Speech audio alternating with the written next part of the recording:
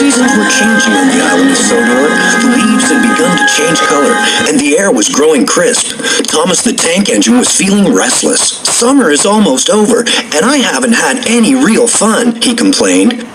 You're a fussy little engine, replied Gordon. We're not here to have fun. We're here to work. Well, that didn't make Thomas feel any better.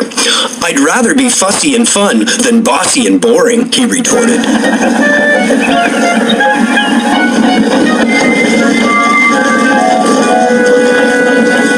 The next morning, Sir Topham Hatt called the engines together. We're opening a new branch line tomorrow, he told them. I need one of you to check the signals on the new line to see that they're all working properly.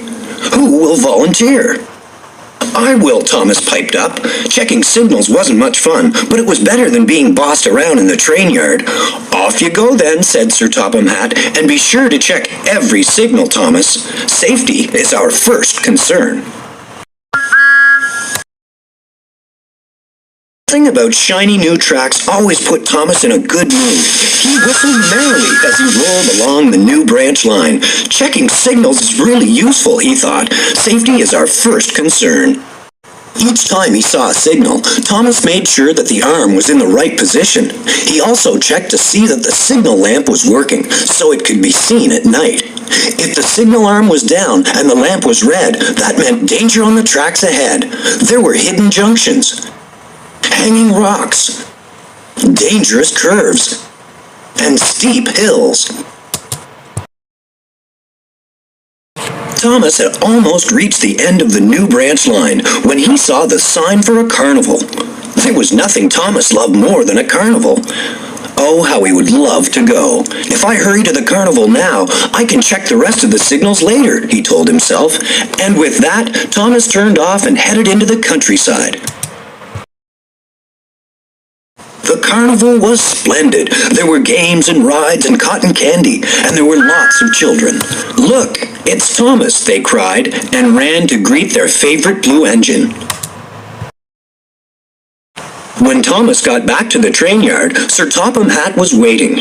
You've been gone a long time, Thomas, he said. You must have done a very thorough job of checking the signals on the new branch line.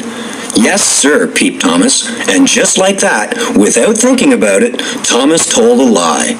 He hadn't meant to. He suddenly realized that he'd forgotten to go back and finish the job, but how could he tell that to Sir Topham Hatt? Good, Sir Topham Hatt beamed. Then everything is ready for tomorrow's grand opening. Thomas gulped. What if there was trouble? What if one of the unchecked signals didn't work? I know, thought Thomas. I'll get up very early tomorrow and go out to check the rest of the signals before the grand opening. That night, Percy was being loaded for his mail run when a call came into the station. Rain had washed out a section of track on the mail route. Percy would have to find a way around. Don't worry, Percy, Sir Topham Hatt smiled. You can take the new branch line. Off Percy went, pulling 2 big cars loaded with mail. The rain fell heavily. Each time Percy saw a red signal lamp, he slowed carefully until he had passed the dangerous spot. Then, suddenly in the dark, Percy passed another signal. The lamp was not lit, so he didn't see it until too late. The arm was down for danger.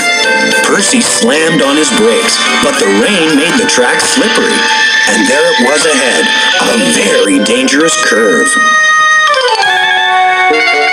Oh no, cried Percy. He closed his eyes and did his best to hold on through the turn.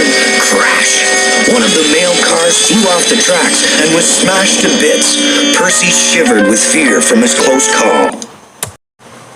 The next morning, Thomas awoke and sneaked out of his shed. Then he saw Percy returning with Sir Topham Hatt. Percy has had a terrible fright, Sir Topham Hatt said sternly. He almost derailed because of a signal lamp that didn't work. How could such a thing have happened, Thomas? "Oh, sir, I'm so sorry, sir," Thomas sputtered, and it all came rushing out, about the carnival and the children, and about how he'd forgotten to go back and finish the job.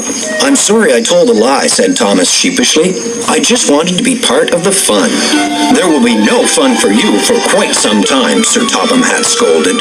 "Percy will run your branch line until you've gone and checked every signal on my railway twice.